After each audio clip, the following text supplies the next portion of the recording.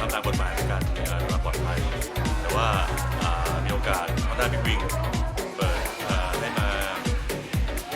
มีประสบการณ์ขี่ในสนามไทยแลนด์เซอร์กิตนะฮะก็รู้สึกขอบคุณHonda Big Wingมากครับบนถนนก็รถเยอะนะครับก็ขี่ความปลอดภัยในสนามนี่ก็ต้องปฏิบัติตามกติกาสนามแล้วก็ครับก็ได้เรียนรู้เพิ่มขึ้นครับฝึกขับขี่ในสนามก็ไม่ใช่ปลอดภัยนะครับแต่เราก็ต้องขี่ด้วยความระมัดระวังครับก็รักษาตัวรถกับร่างกายก่อนอื่นนะครับก็ต้องขอบคุณ Honda Big Wing นะครับที่จัดกิจกรรมดีๆแบบนี้นะครับได้มีโอกาสมาขี่ในสนามแข่งนะครับได้มีรถแข่งเป็นของตัวเองก็คือรถตัวเองอยู่แล้วนะครับได้มาฝึกทักษะได้มาเรียน Racing School ได้มาสัมผัสกับสนามแข่งจริงๆได้มาดูนักแข่งอาชีพที่เขาแข่งกันนะครับมันเป็นประสบการณ์ที่ดีมากๆเลยนะครับก็อยากจะเชิญชวนทุกคนนะครับที่ขับขี่บนถนนอยู่นะครับลองมาหาประสบการณ์ในสนามแข่งนะครับว่ามันเป็น